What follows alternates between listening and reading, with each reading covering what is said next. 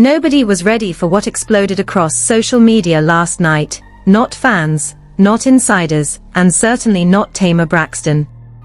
What began as a quiet, uneasy tension between longtime frenemies turned into a full-blown emotional crisis when funky Dineva allegedly released private audio that Tamar never expected to see the light of day. Within minutes, timelines were on fire, group chats were buzzing, and one question echoed louder than all the rest. How did it get this far?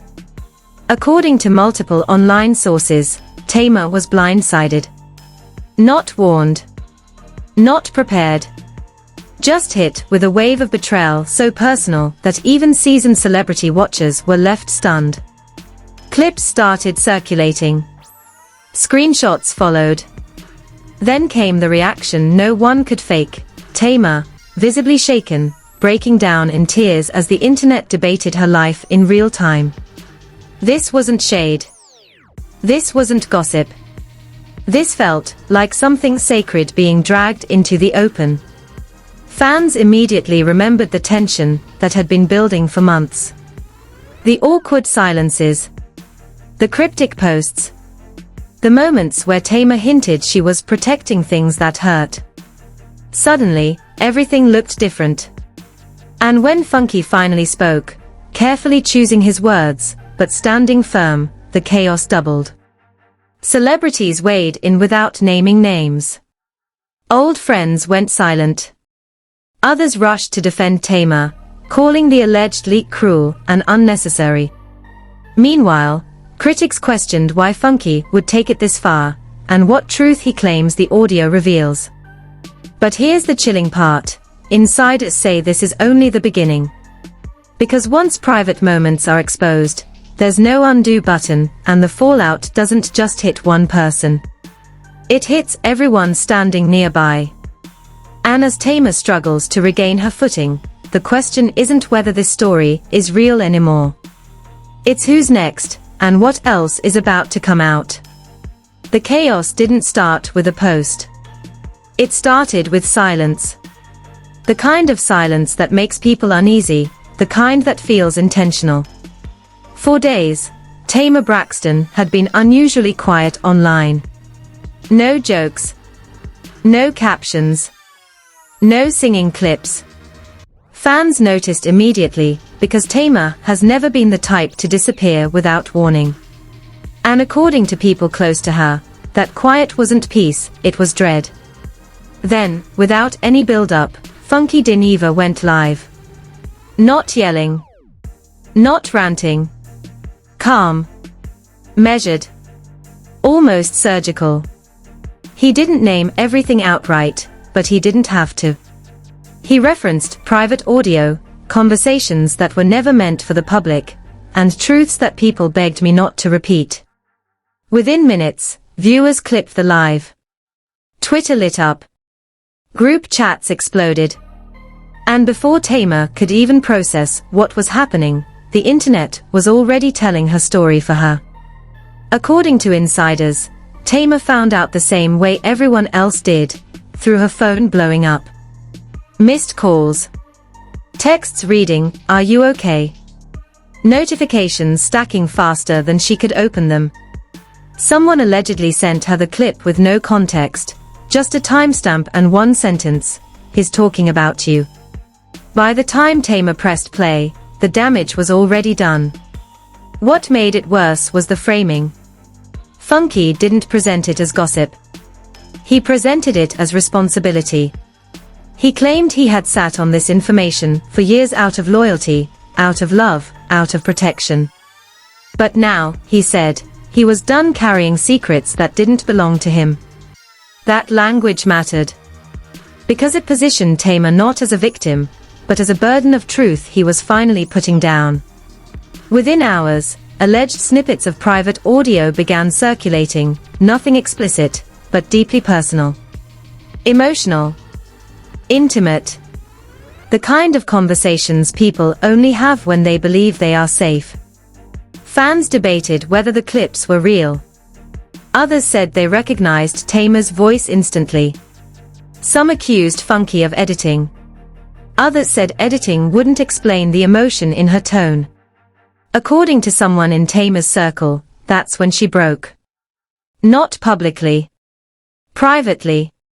Full body sobbing. Shaking. Asking the same question over and over. Why would he do this to me? This wasn't about embarrassment. It was about betrayal.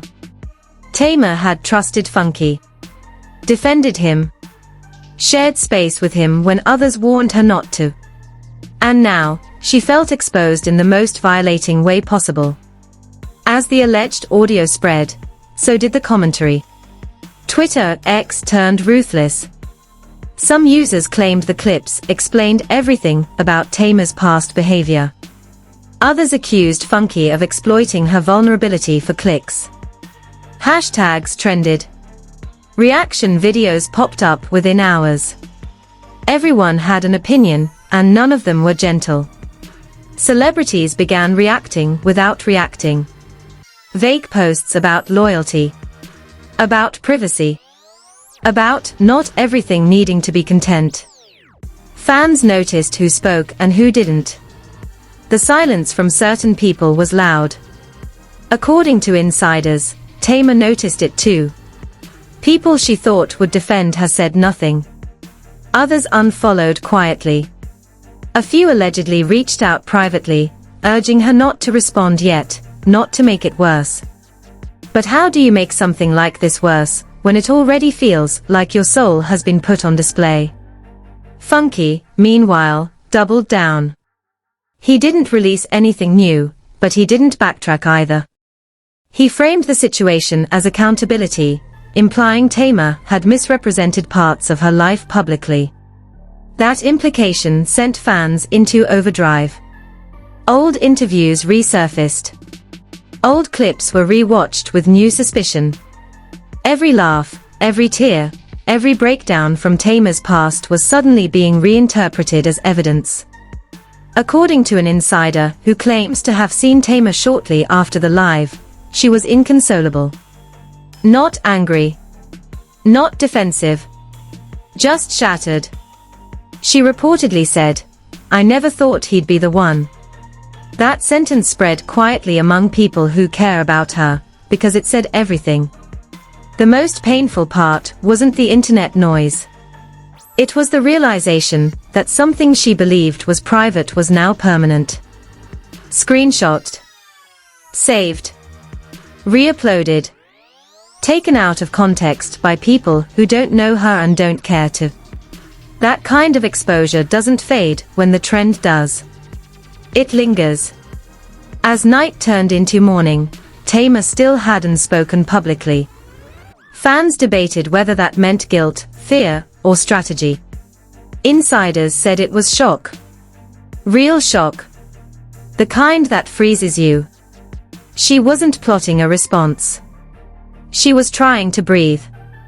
And just when people thought the storm might slow down, a new rumor started circulating, that Funky wasn't done talking. That there was more.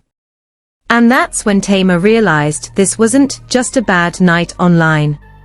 It was the beginning of a war she never agreed to fight. By the next morning, the damage had multiplied.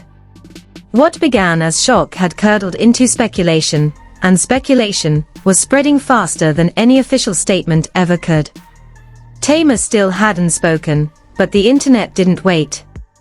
It never does.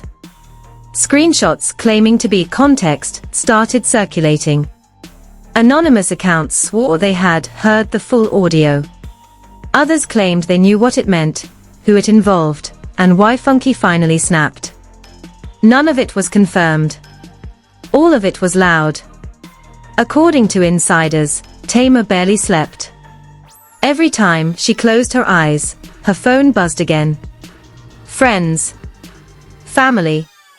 Industry people she hadn't heard from in years suddenly checking in, not always out of concern, but curiosity. Is it true? What are you going to say? Do you want us to defend you? The questions felt invasive. Like everyone wanted a piece of her pain before it went stale. What hurt most was the narrative forming without her.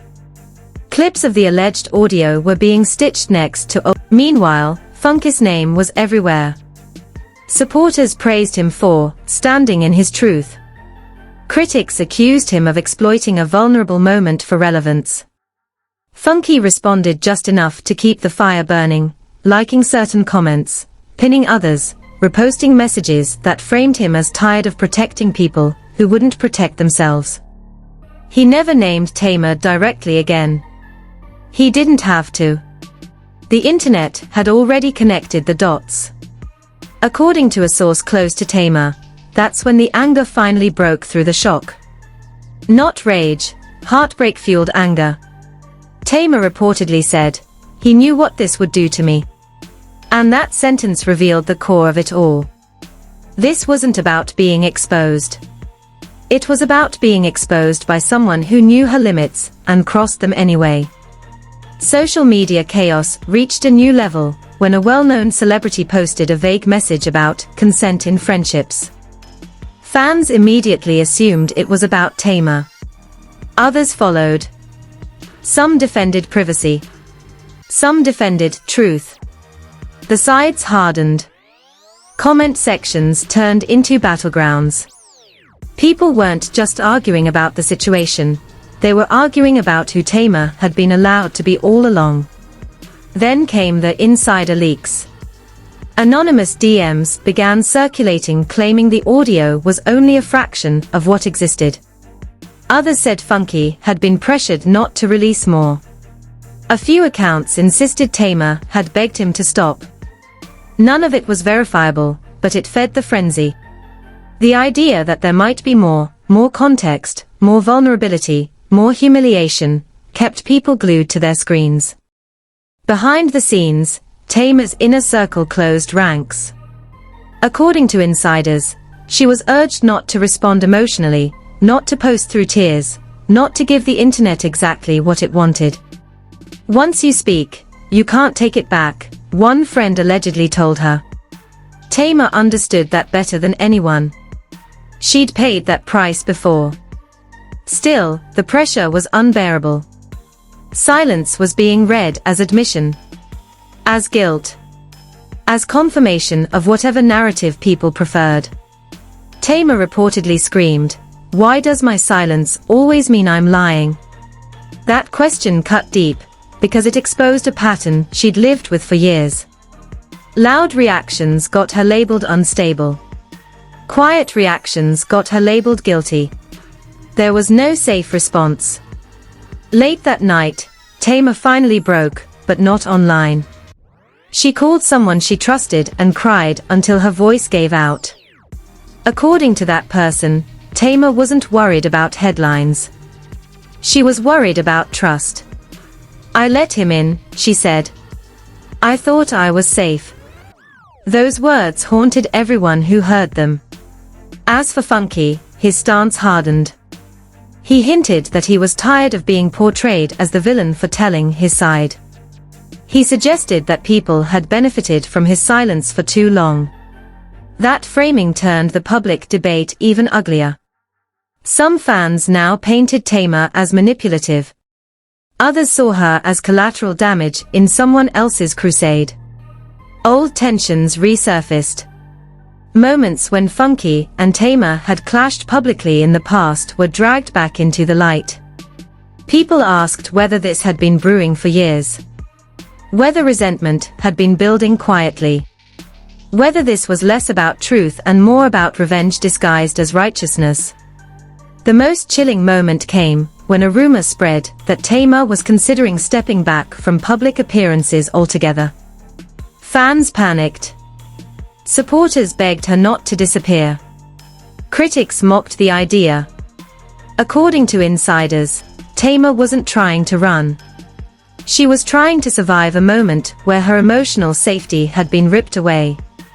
And then, just when it seemed like the situation couldn't escalate further, a new clip began circulating, not audio, but a reaction. Someone close to Funky, speaking off camera, implying that Tamar knew this day would come. The implication was devastating. It suggested inevitability. That this exposure was deserved. That Tamar's pain was a consequence, not a violation. That's when the tide began to shift again. Because for the first time, people stopped asking what the audio meant and started asking whether it should have been shared at all. The conversation moved from scandal to ethics. From curiosity to discomfort. And that made everything more volatile. Tamar still hadn't spoken. But the silence no longer felt like weakness. It felt like a decision. And as midnight passed, one thing became terrifyingly clear. This wasn't just about what had already been leaked.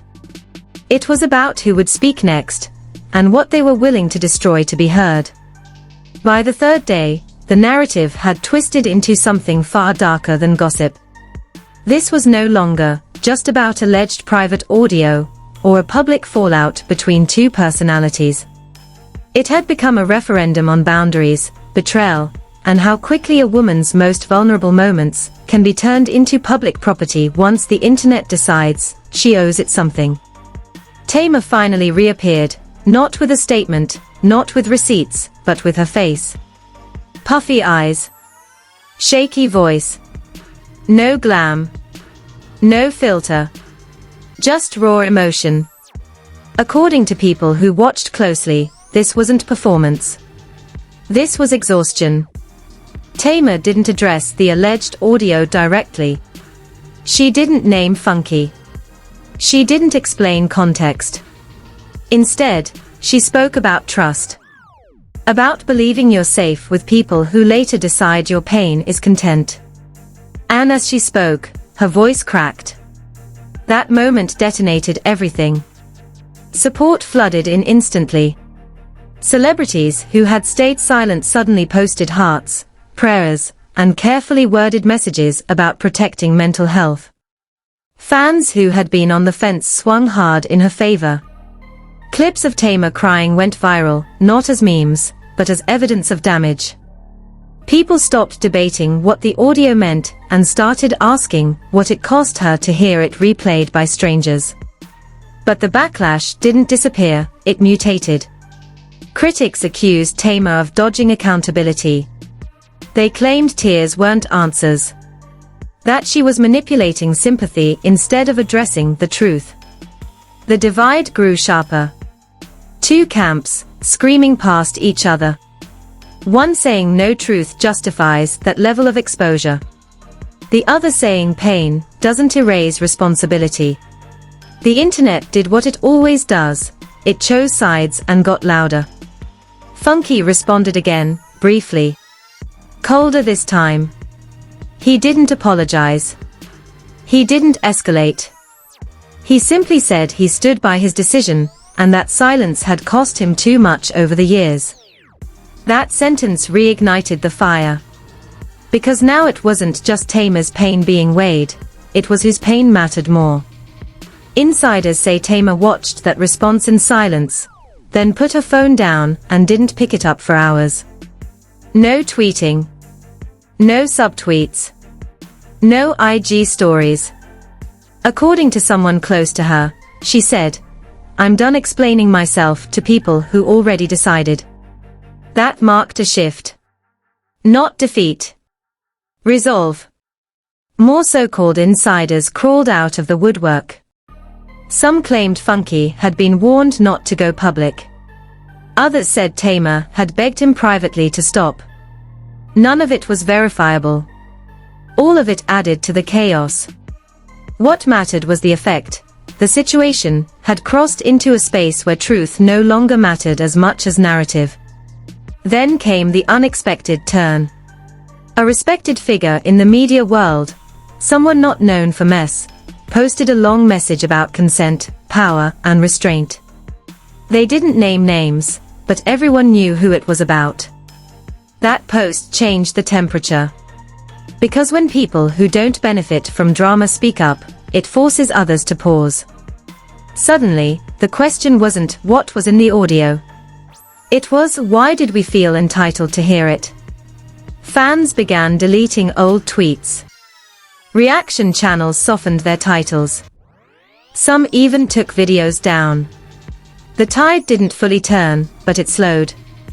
People started recognizing the Tamar, meanwhile, pulled back completely. No more appearances. No more posts. According to insiders, she leaned hard on family, therapy, and people who don't profit from her vulnerability.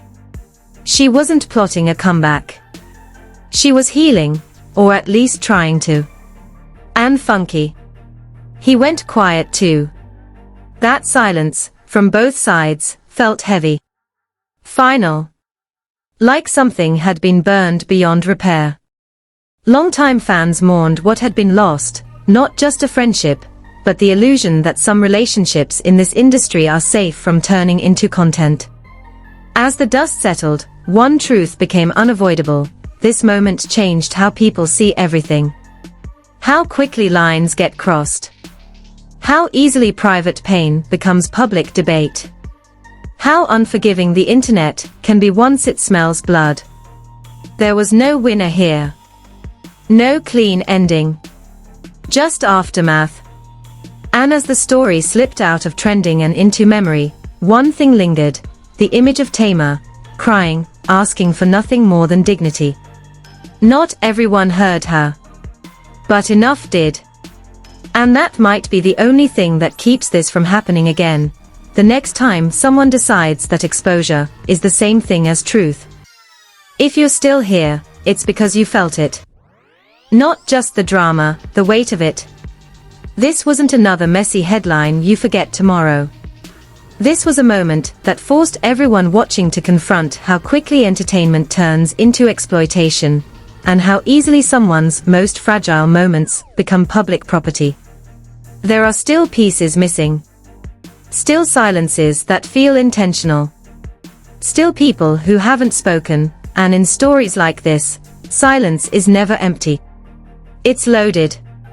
It means something is still unfolding behind the scenes, something bigger than reaction videos and trending hashtags.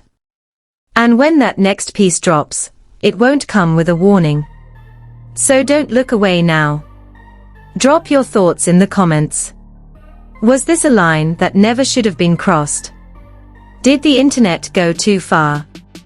Or do you believe there's more truth still buried that hasn't come out yet? Say it, because these conversations matter, and they don't stop when the screen goes dark. Make sure you like this video so it doesn't disappear under the algorithm, and subscribe with notifications turned on. The next update won't be speculation, it'll be a turning point. And if you miss it, you'll be catching up while everyone else is already reacting. This story isn't over. It's just gone quiet. And in moments like this, quiet is the most dangerous sound of all.